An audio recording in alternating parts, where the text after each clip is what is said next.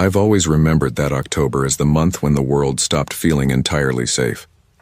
I was 11, still caught somewhere between childhood and something harder to define, and my friends, Nolan, Beckett, and Felix, were the people I trusted more than anyone else on earth. We grew up in Ashwood, Maine, a small town stitched together by narrow streets and old houses with peeling paint and watchful windows. Our neighborhood sat on the outskirts, where Victorian estates sprawled like forgotten kingdoms.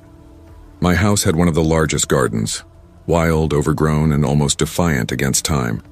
The bushes tangled into one another, the trees leaned and groaned with age, and the gate at the far end of the yard creaked every time the wind brushed it, like it had been swinging since the Civil War. That weekend in 2008, the four of us decided to camp out in my backyard.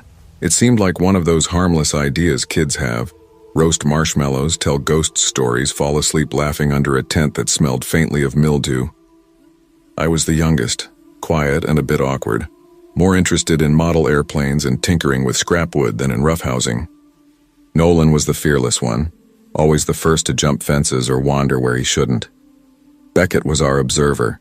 Nothing escaped his sharp eyes. He noticed patterns in the cracks of pavement, the way the trees moved when the wind shifted. And Felix, the oldest by a few months, carried himself like a big brother. Protective. Calm. The kind of kid who always said, "Don't worry, I've got this." Words that on that night would take on a meaning none of us could have understood. We spent the afternoon running wild across the garden, our breath steaming in the cold air. We kicked a soccer ball until our shoes were muddy and played baseball with a dented aluminum bat, until the sun sank low and the light turned golden. The air smelled like wet leaves and wood smoke.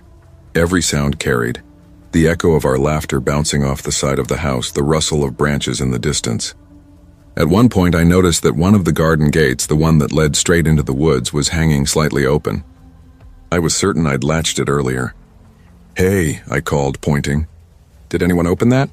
Nolan barely looked up from where he was tying his shoe. "Probably me," he said with a shrug. "I kicked the ball that way earlier." I wanted to believe him, but the uneasy knot in my stomach tightened anyway. The gate swayed a little in the breeze, squealing softly as it moved. By the time the sun disappeared, the garden was swallowed by shadow. We set up our tents close to the fire pit, the air stinging our cheeks. The lantern light flickered across the grass, throwing our faces into gold and shadow. Felix kept the fire steady while we roasted marshmallows and argued about who told the best ghost stories. Nolan was loud and dramatic. Beckett told his in a whisper, making us lean closer to hear. I remember catching Felix staring toward the tree line, his jaw tense, his marshmallow half burned. He didn't say a word, just smiled when he noticed me watching and said softly, "Don't worry, kid. Nothing's getting past me tonight." Later, when the fire burned low, Nolan suggested we play flashlight hide and seek, the kind of game that only felt thrilling because we thought we were safe.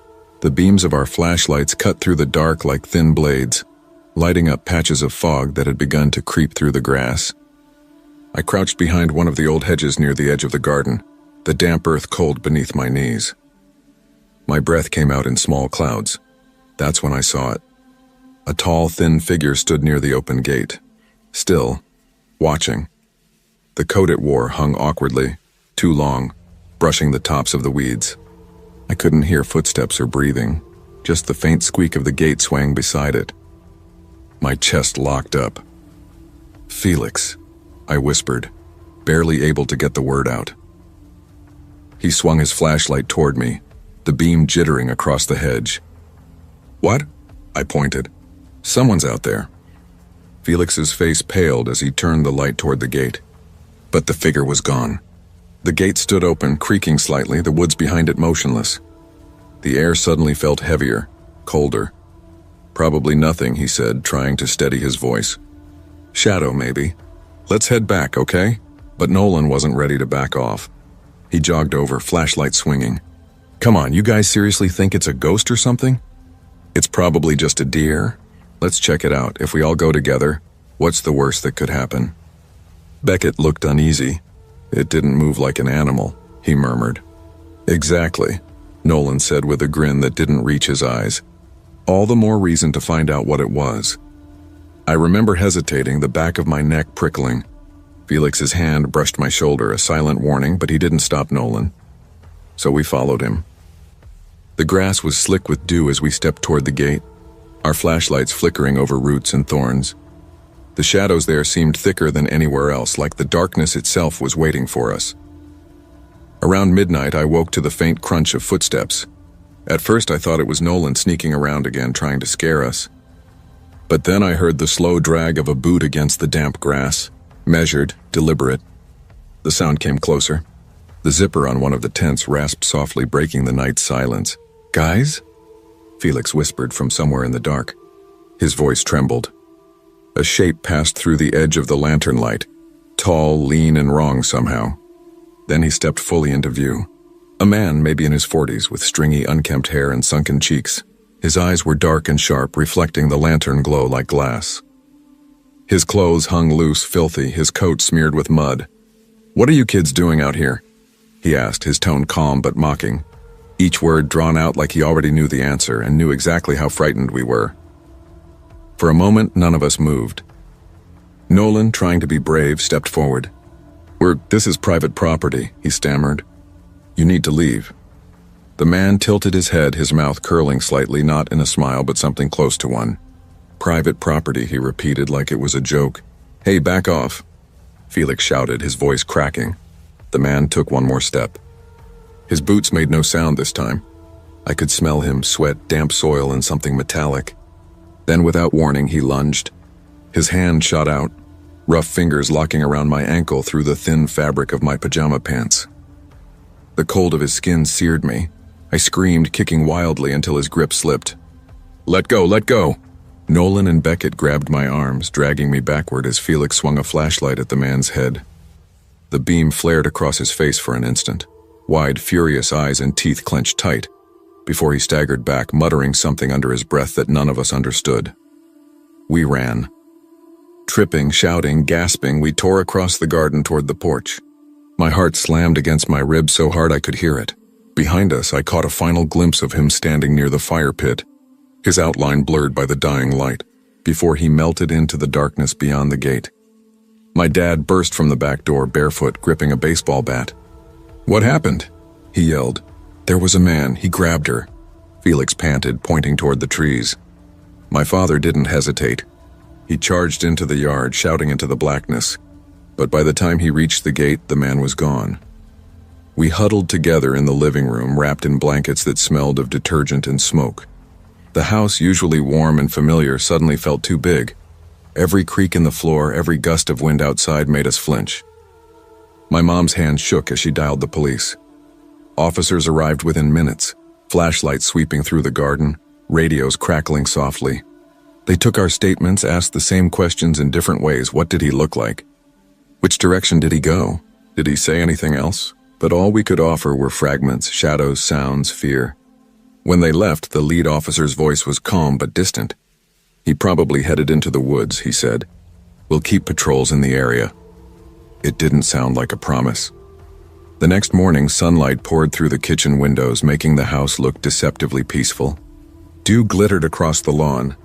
The gate stood closed as if it had never been disturbed. But the stillness felt wrong. Too quiet, too clean. The garden, once alive with our laughter, seemed to hold its breath. None of us talked much that day. Nolan avoided eye contact. Felix sat at the table, hands clasped so tightly his knuckles blenched. Beckett kept staring toward the window as though expecting someone to appear. That weekend marked an invisible line in our lives. We never camped out there again. The tent stayed folded in the garage, gathering dust. Sometimes I'd lie awake, long after everyone had gone to bed, and picture that man at the gate, his hollow face, his voice dripping with quiet mockery. I'd imagine how long he might have been standing there, watching us before he stepped into the light. It was then I understood that childhood isn't just about growing up. It's about realizing the world doesn't owe you safety. Even the places that feel like home can betray you. The garden that once felt like a kingdom of adventures now carried a shadow I couldn't shake. I learned that night that courage means nothing without caution, that trust should be earned, and that fear, when it whispers, should never be ignored.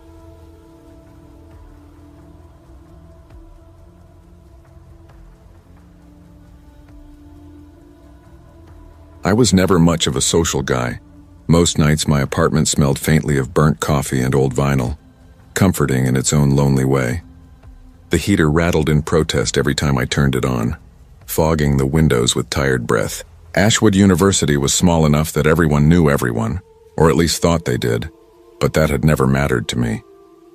My nights were predictable, working behind the espresso machine at the downtown cafe, then coming home to grade communications papers and pretend I didn't notice how quiet it always was. It was a crisp October evening in 2023, the kind where the wind sliced through your jacket and carried that earthy mix of wet leaves and asphalt.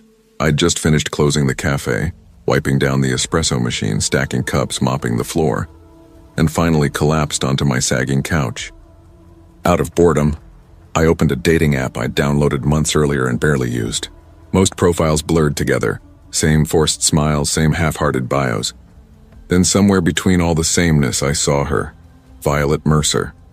Auburn hair that caught the light just right, sharp gray-green eyes, and a crooked smile that looked half daring, half amused. Her bio was clever, something about bad coffee, worse professors, and her ongoing feud with the snooze button. I swiped right, not expecting anything. A few minutes later, my screen lit up. It's a match. Our conversation started casually. "So, you actually enjoy grading papers?" she typed. "Only when I'm in a self-destructive mood," I replied. She sent back a laughing emoji, but somehow I could hear the laugh. Short, bright, real. It hooked me in more than I wanted to admit. We talked about everything: classes, weird professors, bad cafeteria food. She was quick, unpredictable, and funny in that unfiltered way that made silence impossible. By mid-November, we were meeting in person. Casual coffees on campus. Study sessions where she'd lean close and whisper sarcastic commentary about people walking by, until I forgot what I was supposed to be reading. One night, after a walk beneath the amber streetlights, our hands brushed and didn't pull away. That's when we made it official. At first, it was perfect. Violet had this way of turning dull moments vivid. She loved midnight walks, stealing pastries from the bakery where she worked, and making me playlists full of bands I'd never heard of but instantly loved. I started waiting for her texts, her knock on my door, her voice saying my name like it meant something special. But cracks appeared, quiet at first, then widening. She started texting constantly whenever I hung out with friends. A group selfie with my lab partner, who happened to be female, sparked an icy, passive-aggressive message. "Cute. Didn't know you had a thing for chemistry partners." I told myself it was just jealousy. A sign she cared too much. That's what people in love did, right? By December, it wasn't cute anymore. 10-minute delays in replying to her texts turned into frantic calls, angry messages, guilt-ridden apologies. She never mentioned friends outside of me, barely family either, and somehow, little by little, my world started to shrink until it was just her voice filling it. One night, I told her I needed time to catch up with Lena, a childhood friend who was passing through town. Her response came sharp and cold through the phone. "Why her? Are you sure it's just talking?" "Violet, come on," I said, trying to keep my tone even. "She's like a sister to me." "Right," she said flatly. "Funny how people always say that before they cheat." The line went dead before I could answer. I remember sitting there, phone still pressed to my ear, staring at the blinking cursor on my laptop screen while the heater hummed. Something in me wanted to brush it off, pretend it was stress or insecurity. But another part, smaller, quieter, felt the first tug of fear. A week later, that fear became something heavier. It was a Friday night at Oakwood Bar. I'd just finished my last shift of the week and joined some coworkers for a few drinks. Violet had wanted to come, but I told her I needed a night to decompress. By 1:50 a.m., I slipped outside to call a cab, breath turning to mist under the streetlight. When the taxi dropped me off at my building, I froze. She was there, standing by the entrance, pacing, her coat open despite the cold. "Violet?" I asked, startled. "What are you doing here?" Her eyes darted up, wild and glinting. "I saw you sneaking off." "What?" I took a step back. "Sneaking off where?" "Don't lie to me," her voice cracked. "You were with her, weren't you?" "I was calling a cab, Violet," I said carefully, palms raised. "That's it. I was calling a damn cab." She stared at me for a long, awful second. eyes trembling, breath sharp in the night air. Then her expression twisted into something I didn't recognize. "Don't treat me like I'm stupid," she hissed. The street around us was empty. Just the sound of wind pushing through the alley and the faint hum of the bar's neon sign flickering in the distance. "Violet," I said softly, "you need to go home." Her lip quivered. "Home? You mean away from you?" "That's not what I—" But she was already walking backward, shaking her head like she couldn't hear me. That was the night I realized something was shifting, something I couldn't joke or reason away anymore. Before I could react, she slammed her palm against my chest and yanked my arm hard, her fingers digging deep into my skin. Pain and panic shot through me. "Violet, stop." I tried to hold her wrists gently just to calm her down, but her eyes went cold and sharp. She hissed between her teeth, "I could call the cops right now and tell them you hurt me." I froze. My heart dropped. "Violet, please. This isn't you. This isn't okay." Her voice dropped to a low growl, lips brushing my ear. "You'll regret this." Something in me cracked open, a mix of anger and fear. I realized reason wasn't going to reach her anymore. My voice came out firm, final. "We're done. I'm ending this." She muttered something under her breath, too soft to catch, but I didn't wait. I walked past her, into my building, slammed the door and turned the bolt. The echo of the lock clicked like an exhale I didn't know I'd been holding. For a moment I felt weightless. But beneath that relief was a sinking truth. This wasn't over. The next week proved it. Violet's messages came in bursts, pleading one minute, furious the next, then eerily calm. Long paragraphs at 2 a.m. followed by single words like coward. My phone buzzed nonstop during my cafe shifts, her name lighting the screen until I started keeping it face down. The exhaustion became physical, tight chest, jumpy nerves. One afternoon, my coworker showed me a screenshot from Violet's social media. She was standing next to a heavy-set bearded guy with tattoos creeping up his neck. The caption read, "Finally with someone real." But his glare, the way he stared straight into the camera, made my stomach twist. That Saturday night, sometime past midnight, pounding rattled my apartment door. I bolted upright on the couch, half dreaming, half paralyzed. A man's voice bellowed from the hall, deep, slurred, furious. "Open the door, you little punk." "Violet sent me," said you messed her up. I scrambled for my phone, hands trembling. 911, I stammered. "Someone's trying to break in." The man kicked the door again, the frame groaning. "Come out and take what's coming to you." Sirens cut through the distance just as he hurled one last threat. The cops pulled him away, shouting, handcuffing him while he spat obscenities over his shoulder. I stayed crouched on the couch, shaking so hard I thought I might vomit. Even when they said it was over, I couldn't move. The sound of fists on wood still echoed in my skull. The next morning, I filed a restraining order. Printed every text, saved every message. My hands trembled as I stapled the papers together. But beneath that tremor was something new. Control. For the first time in weeks, I felt like I might actually reclaim my life. A few days later, I unblocked Violet. Against all logic, I needed to hear her acknowledge it. Needed her to say something real. "Why are you doing this to me?"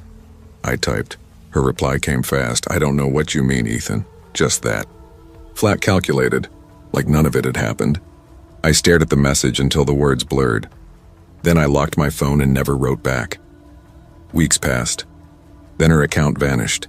No profile, no trace. I expected relief, and it came, but quieter than I imagined. The world didn't feel lighter. Just still. I realized closure wasn't an event. It was silence. It was waking up without waiting for another notification. I started spending time with people again. Mostly with Lena. She never asked for details. She just listened. We walked late into the night, sipping coffee, laughing about old stories that had nothing to do with fear. That distance, the breathing room, felt like rediscovering a forgotten version of myself. The one that didn't flinch at every buzz of a phone. Years later, Ashwood feels different, softer. The campus paths that once carried her shadow now feel like mine again. I've built something stable. A real relationship, patient and grounded, surrounded by friends who know what boundaries mean. The memory of Violet Mercer still lingers, but only as a quiet, cautionary ghost. I don't hate her anymore. I don't even fear her. I just remember her as a storm that taught me how to build stronger walls. Love can blind you. It can masquerade as passion when it's really control. It can whisper promises while quietly eroding your sense of self. I learned the hard way that survival in love, like in life, depends on awareness, courage, and the ability to leave before you lose yourself completely. Sometimes I still pass Oakwood Bar on my way home. I'll catch the neon flicker of its sign and feel that old heartbeat of fear in my chest, but only faintly now. I think about that night, the pacing, the shouting, the look in her eyes, and then I think about everything that came after. Boundaries matter. Intuition matters. And when someone refuses to respect either, walking away, no matter how lonely it feels, isn't weakness. It's survival. Because obsession can look a lot like love until you see what it becomes in the dark. And sometimes courage isn't fighting to stay. It's having the strength to go.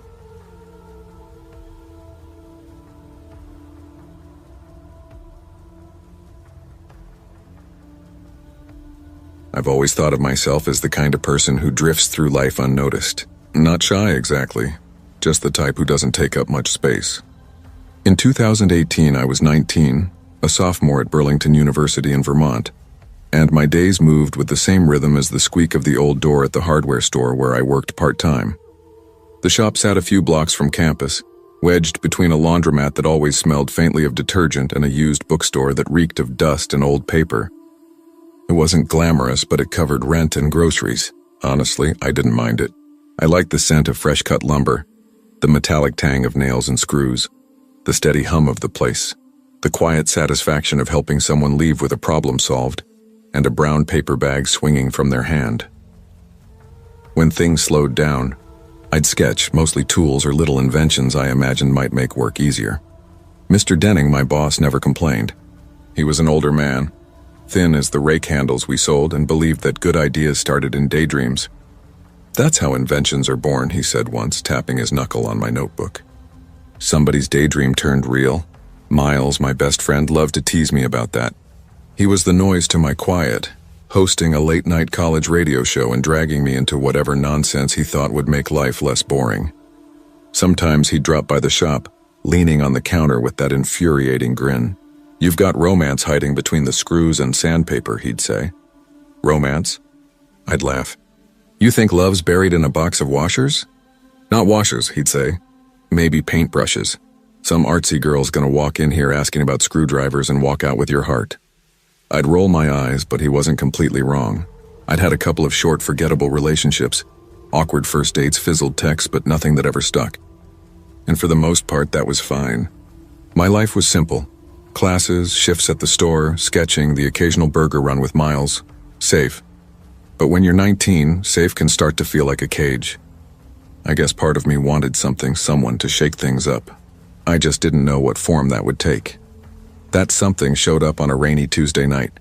The rain had been steady all day, soft and hypnotic, drumming against my apartment windows until the streets outside glistened under the streetlights. The kind of weather that convinces you to stay in, maybe cook something cheap and watch the world blur behind glass. I was sprawled on my bed, half-heartedly flipping through engineering notes when I opened a dating app out of boredom. Same usual parade of faces, posed smiles, half-baked quotes, promises of adventure and caffeine dependency. Then I saw her, Clara Vale. Her photo wasn't flashy, shoulder-length brown hair, no filters, eyes that looked like they laughed even when her mouth didn't. Her bio said, artist, coffee addict, maple syrup enthusiast. Let's argue about Vermont versus Canada. I chuckled, thumb hovering. Then I swiped right.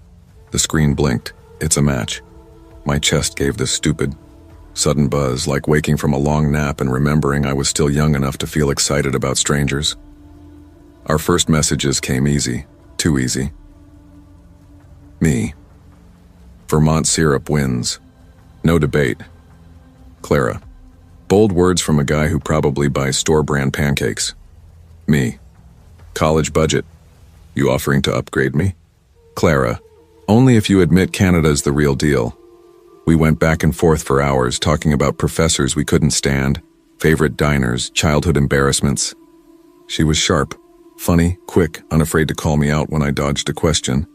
By the time I finally set my phone down, the rain had eased into a whisper, and I just lay there staring at the ceiling, realizing that for the first time in months, I was waiting for someone's next message. I didn't know it then, but the image of that yellow umbrella she carried the first time we met would stay burned into my memory, not as a symbol of love, but as a warning I'd understand far too late. Meeting Clara in person felt like stepping into a scene I'd been rehearsing without knowing it. After 2 weeks of late-night chats, we agreed to meet for coffee at a small shop near Church Street Marketplace. The rain had calmed to a drizzle, and I got there early, nursing a chipped ceramic mug to calm my nerves. When she walked in, clutching that bright yellow umbrella, she didn't just enter the room, she shifted it. She laughed as she nearly tripped over the curb outside before pushing open the door, cheeks flushed, eyes wide and alive. "Ryan?" she asked, brushing a wet strand of hair from her cheek. "Yeah," I said, standing up so fast my chair nearly toppled. "I almost broke my neck out there," she said, grinning as she shook the umbrella dry. "Would have been a short date."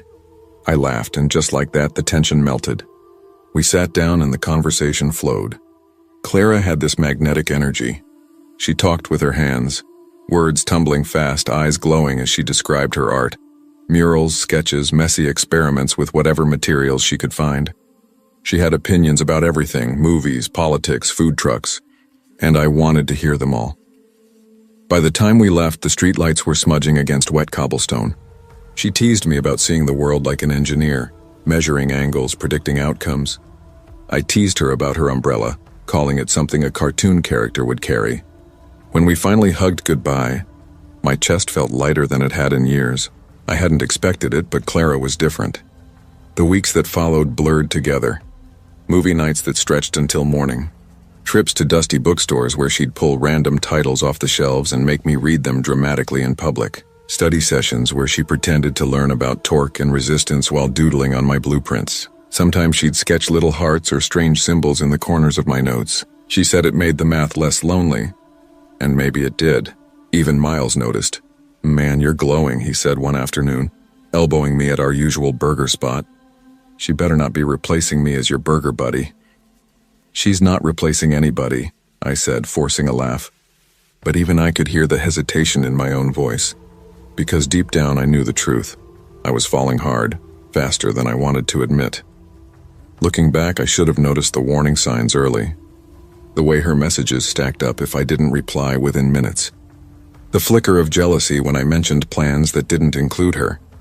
At the time, I told myself it meant she cared, that she was passionate, invested. I thought that was what love looked like.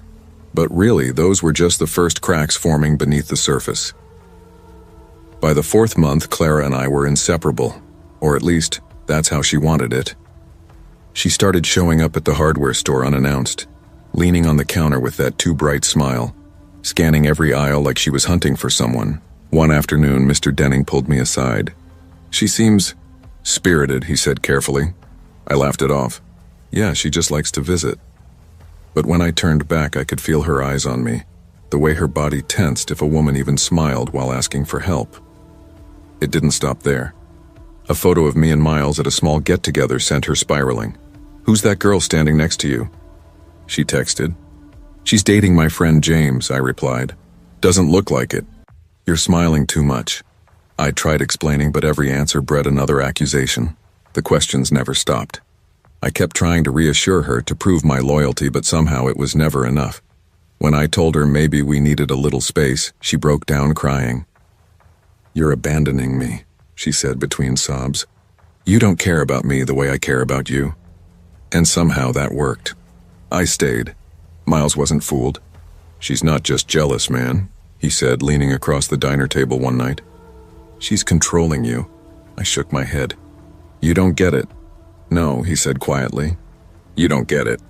You're too close to see it." I wanted to believe he was wrong, but love, real or not, has a way of clouding judgment. When you're burning that bright, it's hard to tell the difference between warmth and getting burned. The night everything collapsed was bitterly cold, the kind of Vermont night that cuts through your jacket and hangs your breath in the air.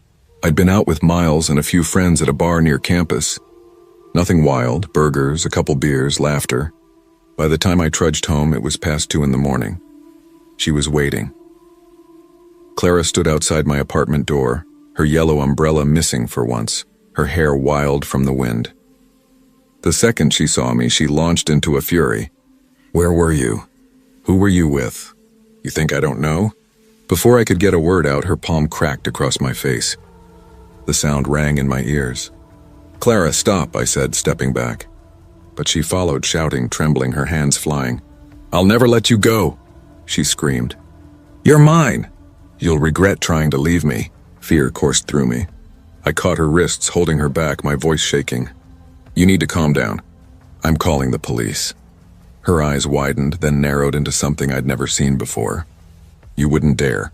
But I did. My hands shook as I dialed 911. She backed away, muttering apologies, excuses, half-choked promises. By the time the officers arrived, she was gone, swallowed by the night. The days after were worse. My phone lit up with apologies, then angry tirades, then threats. I blocked her, but she found new numbers, new accounts. It was like trying to plug holes in a sinking ship. The messages kept coming until I finally silenced my phone altogether. I told myself it would fade, that she'd move on, that I could forget, but I was wrong. One Saturday evening, there was a knock at my door. Slow, heavy, deliberate. The sound echoed through the apartment like a warning. I peeked through the blinds and froze. A man I'd never seen before stood there. Broad shoulders, clenched fists, jaw set hard. He wasn't Clara, but I'd seen him before in a photo a mutual friend had sent. Clara stood beside him in that picture, smiling, her arm looped around his. He pounded again. "Open up!" he shouted, voice raw and angry. My phone buzzed on the counter. A text, "He knows your car." Another, "He knows where you live." I didn't open the door. My pulse hammered as I grabbed my phone and dialed 911. Outside, glass shattered my car windshield, I realized. I stayed frozen until I saw flashing lights paint the walls. But by the time police arrived, the man was gone. They caught him days later. He'd confessed enough for them to piece it together. The harassment, the stalking, the messages, the plan. Clara had sent him, told him to scare me, to punish me for walking away. I filed a restraining order, changed my locks, deleted every trace of her number, and tried to rebuild. Slowly, painfully, I learned what love wasn't.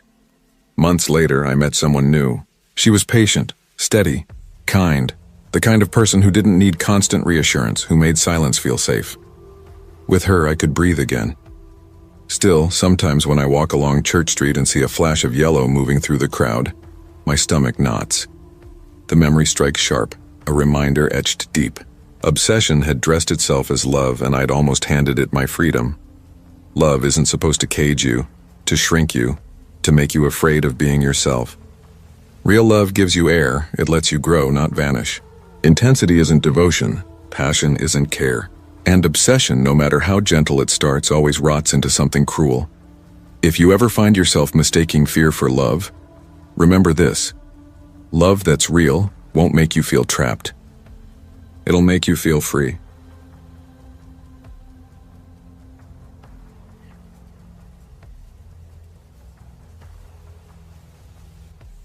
I still remember the first time I met Owen Wallace. We were 5 years old, sitting cross-legged on the green linoleum floor of Brighton Falls Elementary, staring up at the teacher like we'd just been dropped onto a different planet.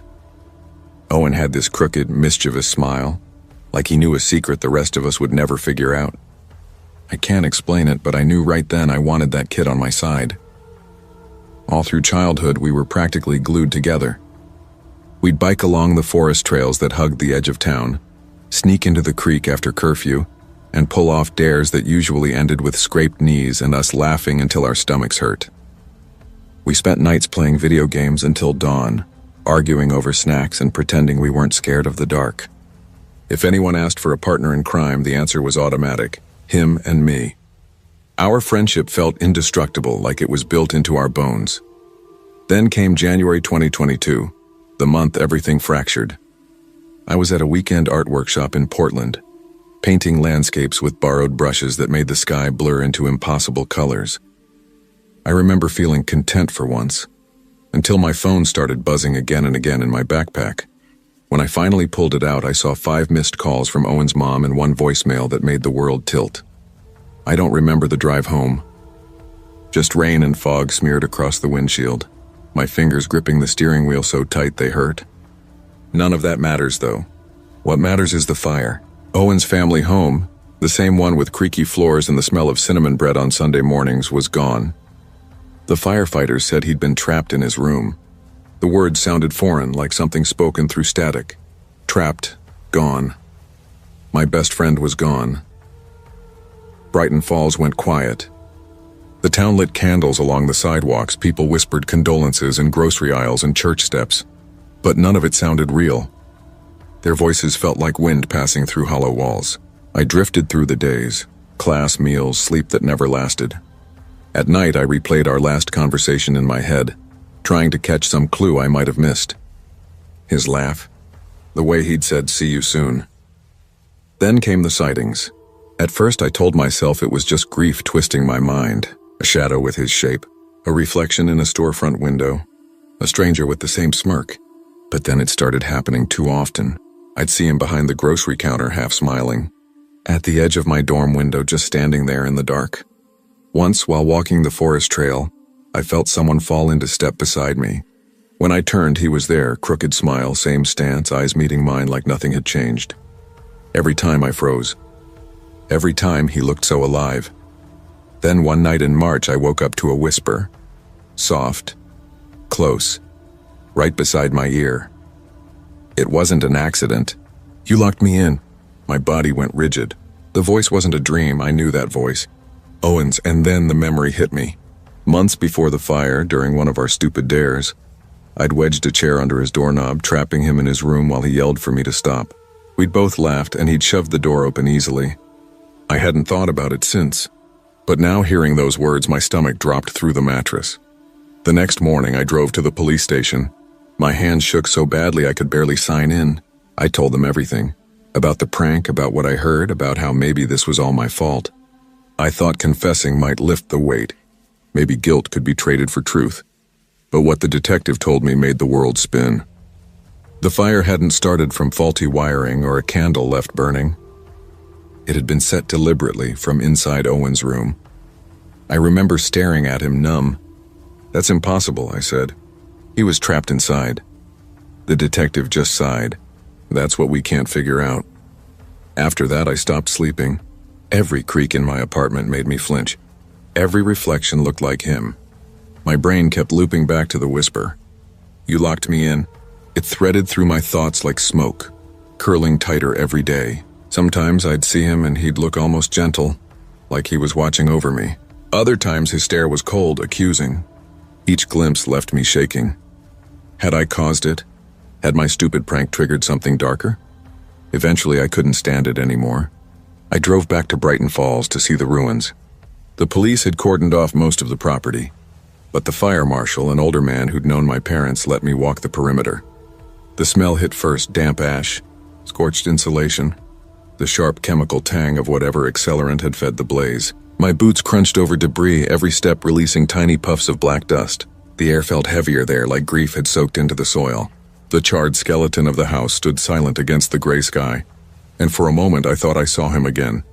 Just a shape, a flicker through the haze, standing in what used to be his room, watching me. I reached what was left of Owen's room. The walls were blackened, brittle, curling in on themselves like burned paper. The air inside was colder, still heavy with that sour metallic tang of old smoke. And then I saw it, scratched into the plaster, jagged and uneven but unmistakable. Lucas. My stomach twisted.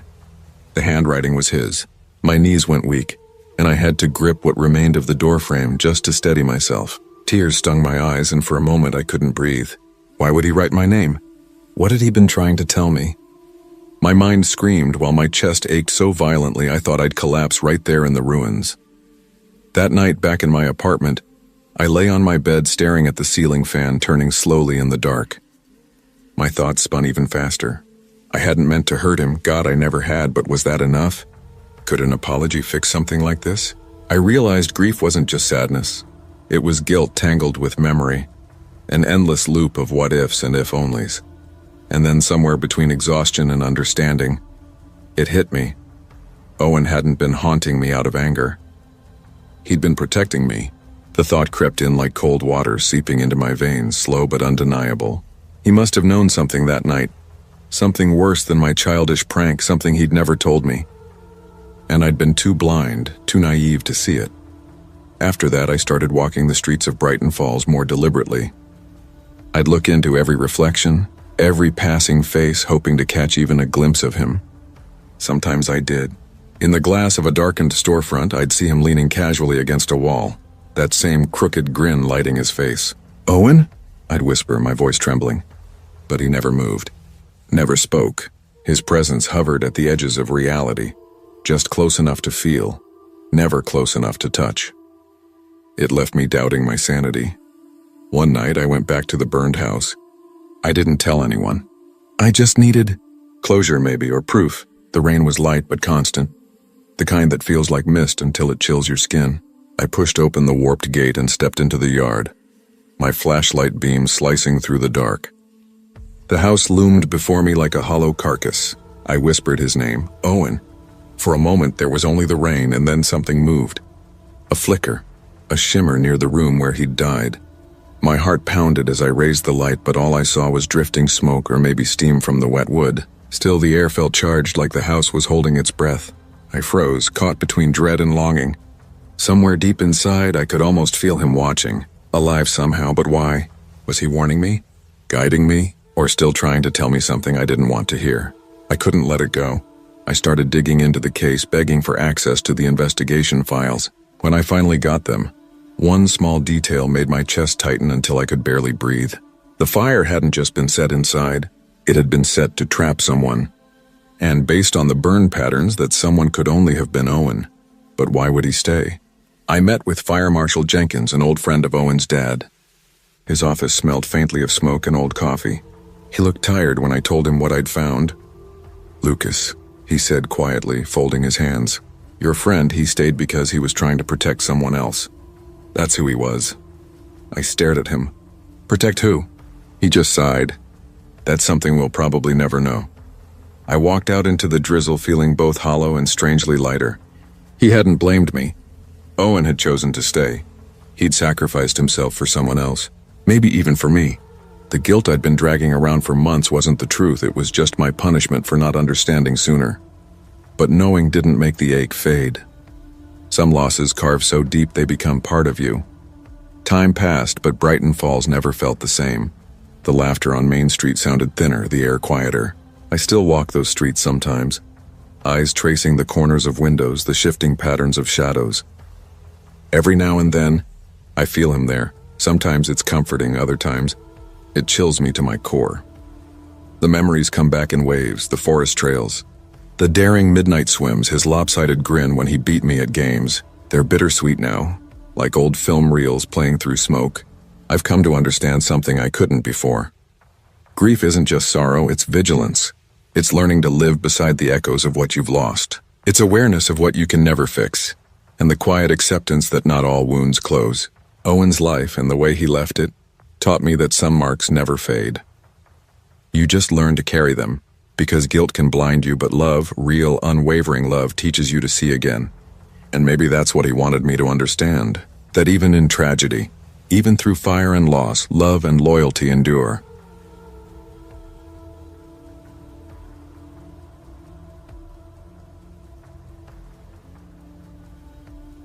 It's strange how ordinary nights can burn themselves into your memory, not because of what you planned, but because of what went wrong instead. Looking back now, November 2016 doesn't feel that long ago, but in my head it's a lifetime away. I was 16 then, restless and awkward, caught between wanting to grow up fast and secretly wishing I could still be a kid. That Friday night, rain hammered against the windows of my family's new house. We'd only moved in a month earlier, a big, older place tucked into one of Portland's quieter neighborhoods. From the outside, it looked like the kind of house people called charming. White siding, a wide porch, a yard where the grass never quite dried. But inside, especially in the basement, there was something else. Something I hadn't gotten used to yet. The basement was massive, unfinished, and smelled like damp concrete and metal. Half of it was swallowed by stacks of cardboard boxes from the move, piled like crooked towers. Old furniture leaned against the walls. Rusted tools crowded wooden shelves. In the far corner sat the furnace, an old clunky beast that groaned and rattled when it kicked on. Even with the ceiling bulbs glaring bright, the corners never cleared. The shadows clung like they had nowhere else to go. That night, my best friend Elias came over for a sleepover. We'd been friends since 6th grade, bonded first over video games, then over taking apart electronics we couldn't always put back together. Elias was quiet, careful, the kind of guy who thought twice before doing anything. I was the opposite, loud, impulsive, the one who laughed first and worried later. He brought his brand new VR headset, this bulky monster he'd saved for by mowing lawns all summer. "You sure your basement's big enough for this thing?" Elias asked, eyeing the space as we unrolled our sleeping bags on the cold floor. "Plenty," I said, grinning. "It's basically a dungeon. No one's gonna bother us down here." We set up the headset, dragged an old TV and console onto a low table and plugged everything in. The glow from the screen painted the walls in soft blue light, making the basement almost cozy. Outside, the storm kept steady, rain tapping against the tiny half windows near the ceiling. For a while, everything was perfect. We played co-op shooters, shouting, laughing, talking trash whenever one of us missed a shot. At one point, Elias laughed so hard his headset fogged up. I told him he looked like a robot overheating. Then, somewhere past midnight, came the first sound. Tap. It was faint, so soft it might have been nothing. Elias froze mid-game and lifted the headset. "What was that?" "The house settling," I said automatically. "Old wood does that." But my eyes drifted to the far corner where the furnace sat. The shadows there looked longer, thicker somehow, like they were leaning forward. We went back to playing. Tap. Tap. Elias stopped again, staring toward the corner. I tried to sound casual. "If you're trying to freak me out, it's not working." I laughed a little too fast. It was working. My stomach had knotted up without me noticing. That was the first time I realized how quickly laughter could twist into unease, how fast warmth could drain out of a room. The tapping didn't stop. It came again, a slow rhythmic beat, like fingers drumming against wood. Elias slipped off the headset completely, grabbing the flashlight he'd brought. The beam cut through the dimness, sweeping over boxes and floor. It wavered once, flickered, then steadied. "Look," he whispered. I followed his light, and for a split second I saw it. A flicker of movement, something pale like a hand retreating behind the stack of boxes. My throat went dry. "Nice try," I said, forcing a smirk. "You moved something." Elias's voice was barely a breath. "I didn't, I swear." We both stood. The game was forgotten. Controllers lay on the concrete like dropped weapons. Our sneakers scraped the floor as we crept toward the furnace. Each step echoed louder than it should have, bouncing around the basement, making the space feel cavernous. When we got close, the tapping stopped. The silence that followed was worse. It wasn't empty, it was heavy, like the air itself had thickened, like the basement was listening. Elias aimed the flashlight behind the boxes. Dust floated in the beam. Old crates. "Nothing else. You happy now?" I tried to sound casual, but my voice cracked halfway through. He didn't answer. His knuckles were white around the flashlight, his jaw set tight, and I realized he wasn't breathing. We stood there for a moment longer before backing away, pretending it was nothing. But neither of us relaxed. We left the game paused, the TV humming softly, the blue light flickering across the boxes. Then we crawled into our sleeping bags side by side, staring at the low ceiling. The storm hadn't let up. Rain drummed the windows, and each creak of the furnace sounded sharper now, more alive. Every noise felt magnified, every drip, every shift of the pipes under the floor. Around 2 in the morning, my eyelids started to sag, my thoughts blurring. "It's just nerves," I told myself. "Just the house. Just imagination. That's all. At least that's what I tried to believe." Somewhere around 3, I woke to Elias's hand gripping my arm hard enough to hurt. His face was pale, eyes wide, reflecting the ghostly light from the TV screen. "Listen," he whispered. Tap, tap, tap. Not from the furnace this time. It was coming from the top of the basement stairs. The door. The sound was slower now, deliberate, like someone testing the wood with their knuckles. I stopped breathing. It's following us," Elias murmured. Another tap. Louder. Then silence. Then another. My heartbeat pounded in my throat. I wanted to run upstairs, wake my parents, do anything, but the thought of turning my back on that door froze me solid. "What do we do?" Elias asked, voice trembling. "Go upstairs," I whispered.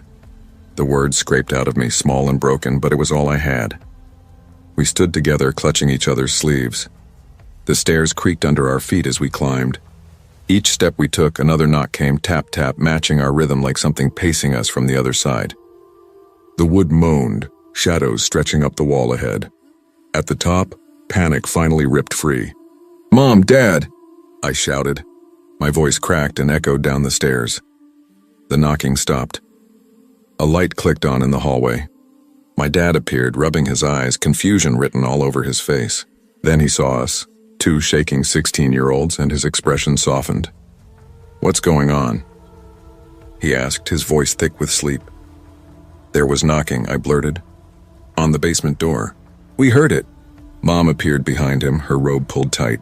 "What knocking?" "Just now," Elias said, breath hitching. Dad sighed but followed us down. He flipped on every light switch as we descended, flooding the basement with harsh, sterile brightness. Every corner, every shadow was laid bare. He checked the door first, nothing. The furnace, nothing. Even pulled open the panel and peered inside. "You two scared yourselves," he said finally. "Stormy night, old house." "It happens."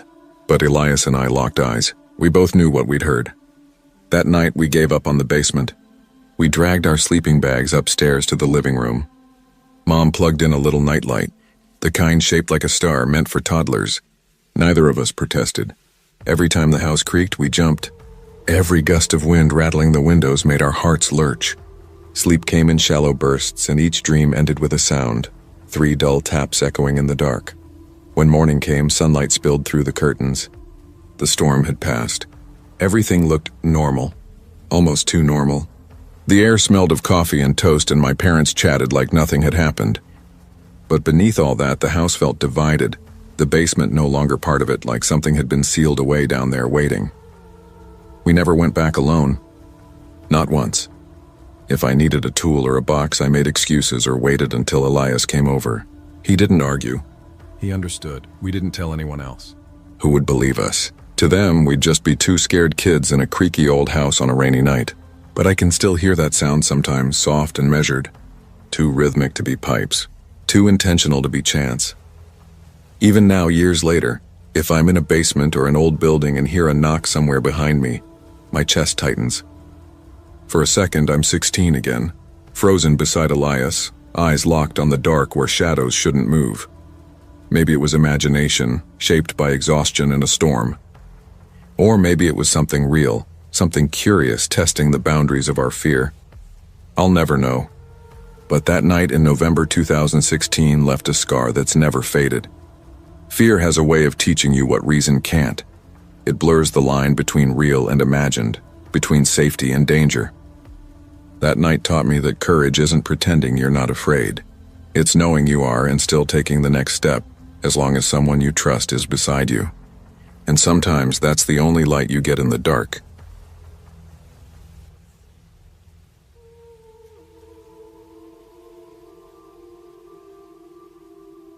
If you've ever lived in a small town, you know how time stretches differently. In my hometown, a sleepy lakeside place in Oregon, fall came with the smell of wet cedar and wood smoke. By early September of 2014, the air had that sharp edge that made you pull your jacket tighter once the sun slipped behind the hills. I was 16, a high school junior, stuck in that limbo between feeling untouchable and quietly suspecting I wasn't. Astronomy was my thing. On clear nights, I'd drag my old telescope out to the dock behind our house, my breath fogging the eyepiece as I traced the constellations. There was something about knowing those stars were impossibly distant, yet still part of a pattern I could name. It made the world feel manageable. Jasper never really got it. He was grounded, the type who preferred ghost stories to galaxies. "Man, you care more about Orion than prom," he joked one night, balancing a soda can on the rail. "And you care more about scaring yourself than passing English," I shot back. That was us. Jasper with his ever-present notebook, scribbling strange ideas, and me, restless, impatient, always chasing something I couldn't name. My mom said we balanced each other out. Maybe she was right. That Friday after the home soccer game, we decided not to wait for my sister's ride. Walking home felt like rebellion, a small slice of freedom before curfew. We cut across the back roads following the old logging trail everyone warned us about. It carved through dense cedar forest, past empty fields where the grass grew tall enough to hide in. Abandoned cabins slumped along the way like forgotten skeletons. Nobody went there after dark, not because of any stories, but because of the way it felt, the woods too still, the air too heavy, as if something unseen was holding its breath. "Bet you won't last 10 minutes without freaking out," I said, nudging him as we turned onto the cracked asphalt. He smirked, tightening his backpack straps. "Bet you'll scream first." The sun was bleeding out across the horizon, staining the trees orange before vanishing completely. Our sneakers crunched on the gravel.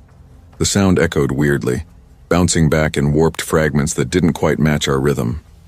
We started off joking, revisiting dumb memories like the time I screamed at a raccoon near the dumpsters, or when he refused to go into the school basement during a drill because he swore it felt wrong. Our laughter faded as the forest deepened. Cedar branches arched overhead like dark ribs closing us in. I tilted my head up out of habit, searching for stars, but the canopy swallowed them whole.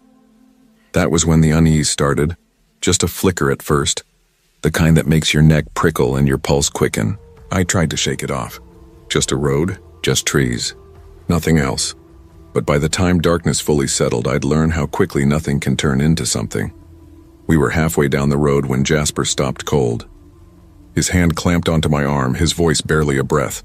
"Finn, I think someone's following us." I turned, squinting into the dark. The road stretched behind us, cracked and empty. "There's nobody there," I muttered, though I couldn't quite convince myself. Then came the sound. Crunching, soft, deliberate. Footsteps pressing into gravel. They stopped when we did, started when we moved. Jasper's face drained of color, his phone flashlight trembling in his grip. "You hear that, right?" "It's probably an animal," I said, trying for steady but failing. "Deer or something." "Deer don't stop when we stop," he whispered. Crunch, crunch. Closer this time. My pulse hammered in my throat. I forced a laugh that didn't sound like me. Fine, maybe it's just some drunk guy from the game. Who cares? But I did care. We both did. The silence that followed was heavier than the sound itself. Every shift of wind sent a low moan through the branches, thin, uneven, almost like words half-formed carried by the trees. We picked up the pace, the night swallowing our footsteps. My toe caught on a root and I went down hard. Pain ripped through my knee as I hit the ground, the sting sharp and wet. "Damn it," I hissed, brushing dirt from the gash, smearing blood across my jeans. "You okay?" Jasper asked, his flashlight shaking in his grip. "Yeah," I muttered, though my leg burned. Yeah." He clutched his backpack tighter, glancing over his shoulder like he expected something to emerge from the dark. The trees seemed to crowd closer the farther we went. The only sound was the dull rhythmic thud of my heartbeat in my ears. Then Jasper froze again. "We can't keep walking this road," he whispered. "We need to cut through the clearing." "What clearing?" He pointed into the darkness. Between the trunks, a thin break in the canopy glimmered faintly with moonlight. "That way." I hesitated. The road, cracked and eerie as it was, at least had direction. The clearing meant no path, no bearings. "Jasper, that's stupid. We'll get lost." "Come on," he said, his voice trembling. "Trust me." And before I could protest again, he ran straight into the trees, swallowed by the dark. "Jasper," I called, panic cracking through my voice. I had no choice but to follow. Branches whipped against my face, cedar needles cutting into my skin. Roots snagged at my shoes, pulling, tripping me. The air felt thick, damp, heavy with sap and rot. I gasped as I stumbled after him, the sound of my own breathing too loud in my ears. "Slow down," I shouted. No answer. The forest erupted in noise, rustling leaves, snapping twigs, a strange low hum vibrating in my chest like the ground itself was alive. Every shadow seemed to twitch, and every direction looked the same. My flashlight beam darted wildly, but the light only made the darkness seem deeper. Then I realized I couldn't hear Jasper anymore. "Jasper." My voice cracked against the silence. Nothing. I spun in circles, the beam slicing through tree trunks and tangled undergrowth. The clearing stretched ahead, silvered by moonlight, pale and endless. I stepped closer, my breath coming shallow and uneven. Something shifted at the far edge, a shape faint but upright. My chest seized. "Jasper?" I called, no answer. Just wind moving through the branches, carrying sounds that almost formed words but never quite did. Whispers that didn't belong to the forest. Panic clawed its way up my throat. I ran, crashing through the underbrush, branches slashing my arms. I didn't stop until my sneakers hit cracked asphalt again. The old road. My lungs burned, my knee screamed, and I realized I was alone. Completely, horribly alone. By the time I stumbled through my front door, I was shaking so badly I could barely hold my phone. The house was quiet, Mom asleep, my sister still out. The silence pressed down hard. I dialed Jasper's house, my thumb slipping over the screen. His dad picked up after a few rings, his voice groggy. "Finn, it's late. What's wrong?" My voice cracked. "Is Jasper there?" A pause. "He's been here all night." "Why?" The room tilted. "No," I whispered. "That's not possible. He was with me. He ran into the woods." But the words broke apart before they left my mouth. Because deep down I already knew. Whatever had been beside me on that road, whatever had led me into the trees, it hadn't been Jasper. The days that followed blurred together. I told myself I'd been tired, that the adrenaline had twisted my memory. My mom said maybe I'd imagined it. "You've been stressed," she told me gently. "You just scared yourself." But I knew what I'd felt.